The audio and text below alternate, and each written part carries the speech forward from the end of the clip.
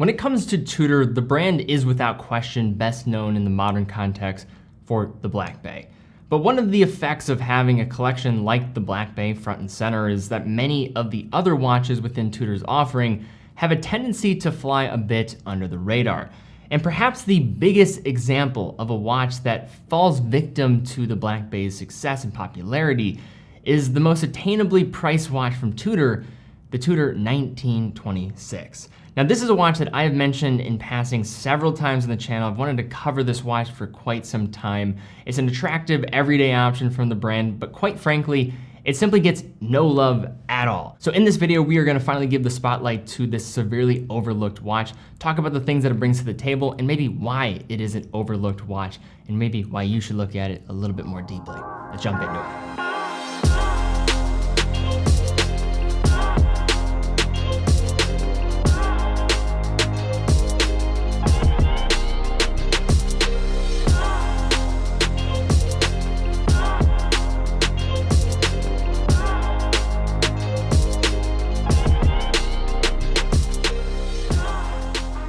All right guys, now before we jump in looking at this 1926, I do want to mention a recent blog that we posted looking at the best watches under $5,000, looking at about 45, I believe the last time I checked, so quite a substantial list. If you're looking at some of the best watches under $5,000, maybe your first luxury watch, definitely check that out. Link will be in the description right at the top. But to begin here, I think we should probably set the stage and get an understanding of the 1926 family and kind of where it sits and kind of the significance of it and what it's going for with its approach. So the 1926, named for the year that Hans Wilsdorf registered the Tudor name, aims to capture what Tudor calls the spirit of early fine watchmaking with a dressier execution and a vintage style design format, but not without at least some sport watch utility to it, having an impressive 100 meters of water resistance despite its looks. Now the 1926 was released in 2018, the same year as the gilt Black Bay 58 and the Black Bay GMT, so some pretty tough company there. But the 26 collection now spans over 100 variants with a whopping 4 different sizes, a wide variety of dial colors and texture options, and several case material combinations aiming to be more refined yet attainable option for both men and women within Tudor's collection. As Tudor has mostly occupied the $3,000 to $5,000 price range with most of their releases as of late, the 1926 actually sits over the entry-level position for Tudor, with the collection starting at a surprising price of $1,700, a price that I don't think many people are even aware you can even get a new contemporary Tudor at. So to begin with jumping into an overview of this watch, the first point to keep in mind is there are a variety of case options available for this collection. So the 1926, it's available in 28 millimeters, 36 millimeters, 39 millimeters, and 41 millimeters. So all wrist sizes should be covered as well as styles. However, for the sake of this video, we managed to get our hands on my favorite dial variation, and that is the opaline dial with the blue markers, with this one being the larger case size though at 41 millimeters. So when we're speaking about the watches in terms of wear, we'll try to keep it a bit more general, but just keep that in mind that pretty much any size of wrist, you are going to be covered when looking at these watches and this collection. For the sake of using this 41 millimeter variant as an example, this is going to be the largest of the bunch, of course, with a lug-to-lug dimensions of 49.2 millimeters that will substantially size down from there as you begin to look at other variants. Now, one element of these cases that is similar throughout the line is their slim profile, offering a restrained thickness of only 9.5 millimeters, aiding significantly in the wearing experience in the process. Case diameter and lug-to-lug are a bit more subjective when it comes to preference, but I find it pretty universal for most people to have a thinner case and have that preference than a thicker one if it doesn't come with a crazy compromise.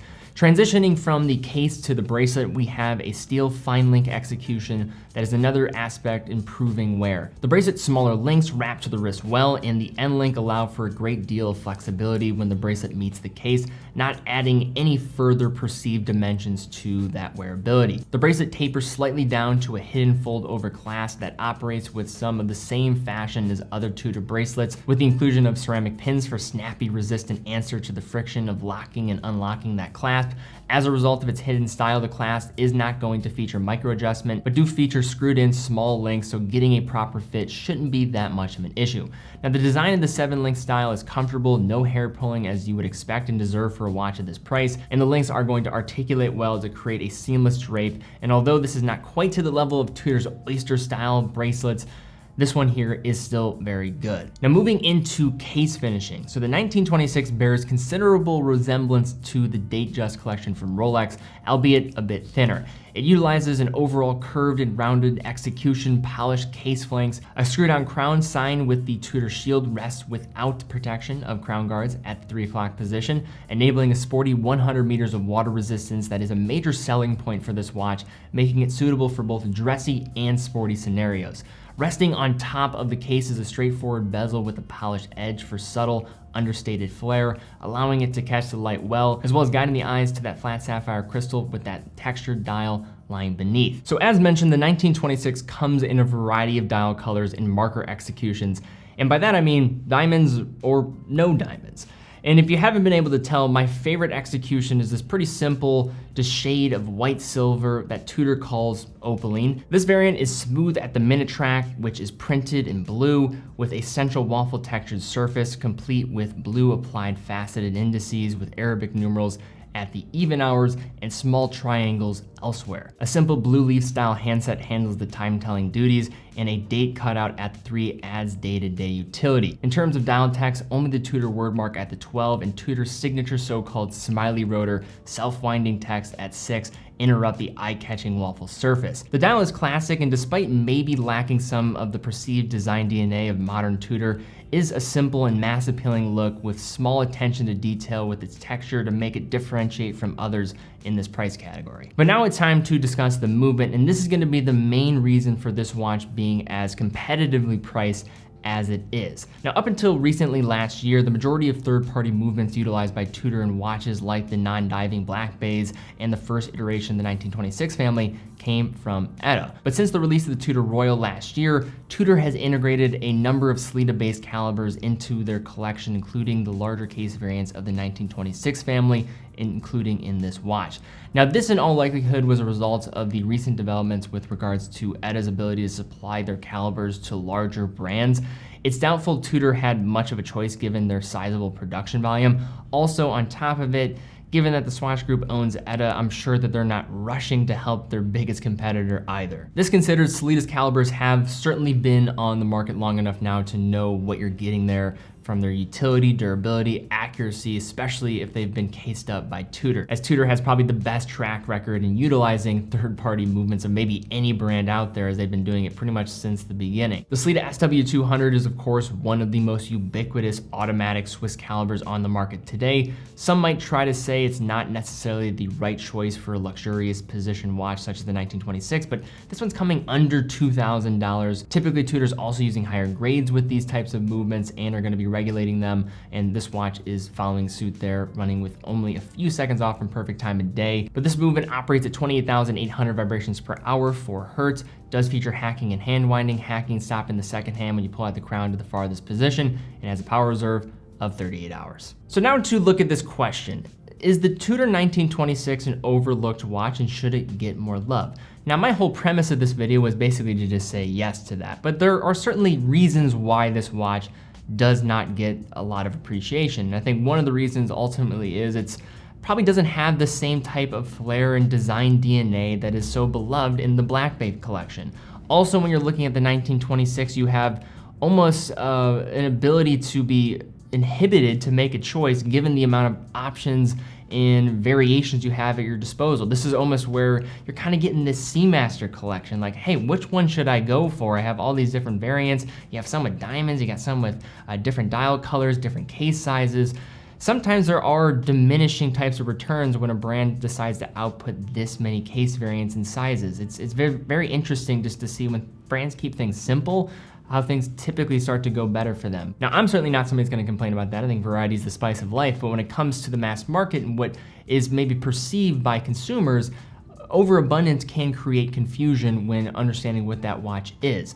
Now, with that considered, I think when looking at the 1926, I think the other reason why people probably just don't even look at this thing is they don't even know that it exists. You see Black Bay release after Black Bay release, And when people are considering the entry-level Black Bay, the thing that people love is that Black Bay 36. For south of $3,000, getting a awesome watch like that with a third-party movement on the inside, people love that watch. But what if I told you for that watch, and being almost $1,000 cheaper, you could get a Tudor 1926. As a caveat there, I am not the type of person that if you like the Black Bay 36 or one of these other Black Bay models, that you should go and get a 1926 instead. Absolutely not. That is not what I'm trying to say. But for under $2,000, to be able to get into a Tudor watch that is well finished, also has great versatility. We're talking 100 meters of water resistance, reliable movement, good finishing on both the dial and case.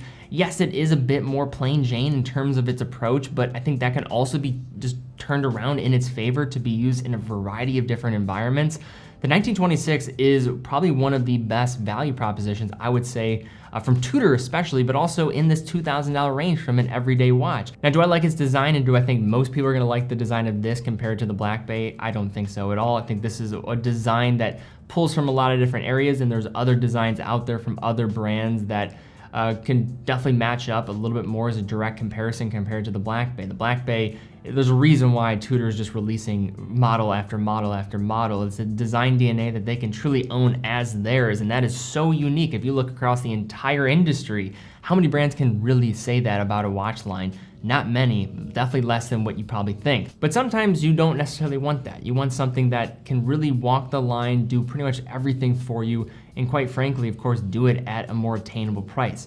And when it comes to the 1926, and you're talking about an attainable price from a brand like Tudor, this is pretty much as good as it gets. But when it comes to versatility, the factoring in that this is a watch made by Tudor and coming for under $2,000, there's a lot going for this watch, and I hope that the 1926 can get more looks, because it definitely does have more play than it does get typically in today's watchmaking world. All right, guys, well, thank you again so much for watching. If you did enjoy this video, thumbs up, subscribe, and hit the bell icon. Couple things as well. If you want to see more watches like this covered, if you can think of any other watches like this that are kind of underappreciated, maybe fall underneath some of the shadow of other more popular watches from a brand, love to see comments down below. And then also your thoughts on this 1926. Do you think it is a very overlooked watch, or do you think it perhaps lacks a little bit of character compared to other Tudor watches out there?